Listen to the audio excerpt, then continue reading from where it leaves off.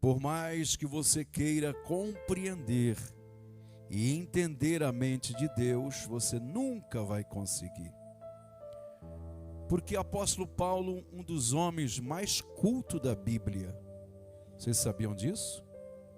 Paulo, ele aprendeu teologia aos pés de Gamaliel, que era o maior teólogo da época. A palavra teologias, vocês sabem que é uma palavra grega. Theo significa Deus, logia, estudo. Quando eu falo teologia, eu estou dizendo estudo de Deus, ou estudo a respeito de Deus. Paulo foi um dos maiores conhecedores. Tanto é que o próprio apóstolo Paulo, que nunca andou com Jesus, ele viu Jesus em uma visão. Paulo não teve o privilégio que os 12 apóstolos tiveram, pois os 12 andaram com Jesus, viram Jesus, jantaram com Jesus, caminharam com Jesus. Paulo não. Só que o conhecimento que Paulo tinha, nenhum deles tinham.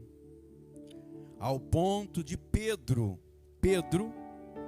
que era o discípulo de mais, vamos dizer assim, de mais contato com Jesus, Paulo teve que repreender ele. Paulo repreendeu. Por quê? Porque Pedro, ele tinha a graça de Deus. Amém? Pedro tinha a graça de Deus. Pedro tinha a unção de Deus. Pedro tinha o espiritual, ele tinha,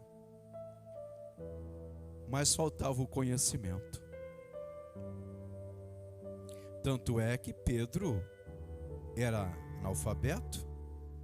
As cartas de Pedro foi Onésio que escreveu, as 2 cartas. E aí, quando a igreja começa a criar corpo,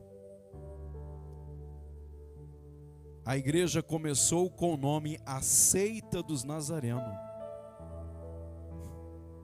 Olha só. Depois a Igreja de Cristo. E quando Pedro começou a doutrinar, ensinar a igreja, Pedro não tinha o conhecimento. E na cabeça de Pedro, a igreja teria que continuar com os ensinos do judaísmo. E uma das coisas que Pedro ensinou é que todos teriam que passar pela circuncisão. Teriam que ser circuncidados, porque a lei judaica, o judaísmo, eles são obrigatórios fazer essa prática. E quando Pedro ensina a igreja de Jesus que teria que ser circuncidada, vocês sabem o que é circuncisão? Todos sabem? Alguém não sabe? Levante a mão se não sabe, eu te explico. Pode ficar com a mão erguida, não tenha vergonha não.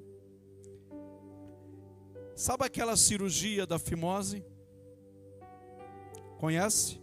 Que o menino, homem, tem que fazer? É mais ou menos assim. A circuncisão era isso. Cortava-se ali, como que fosse a cirurgia da fimose.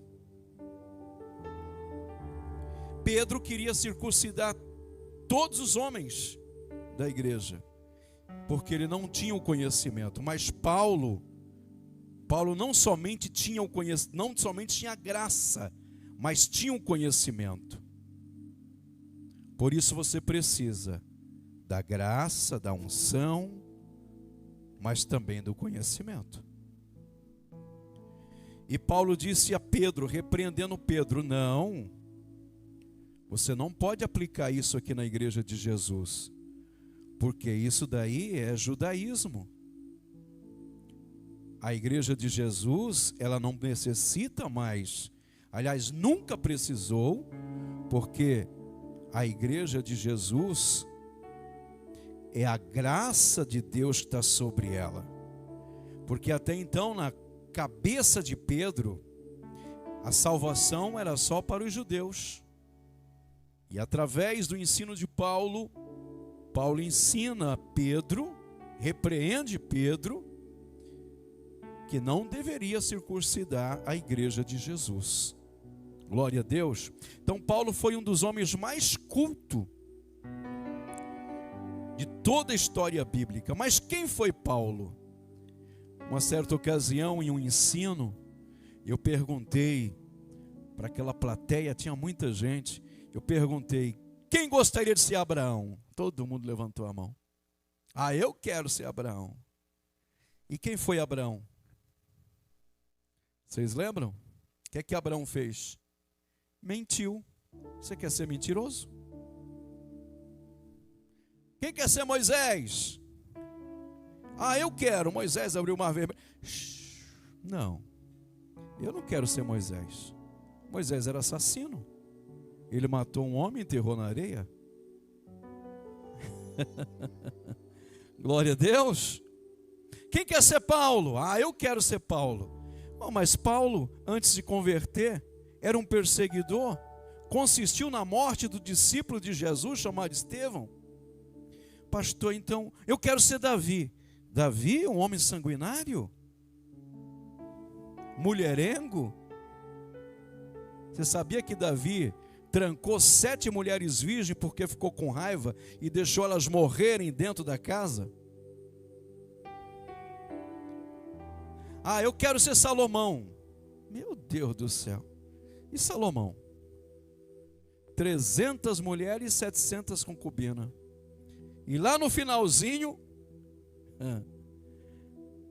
as mulheres levou ele para adorar os ídolos, os deuses.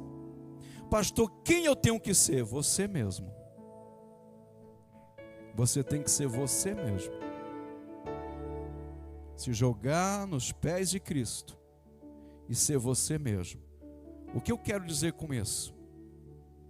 Todos os homens e mulheres da Bíblia, todos eles tiveram seus erros e seus defeitos, mostrando para mim e para você que também somos cheios de defeitos e falhas. Mas quando chegamos perto da cruz, o Senhor Jesus nos perdoa e nos purifica de todas as nossas maldades e transforma a nossa vida. E com isso eu quero lhe dizer que não importa a sua religião, o importante é que você está aqui para ouvir a palavra de Deus.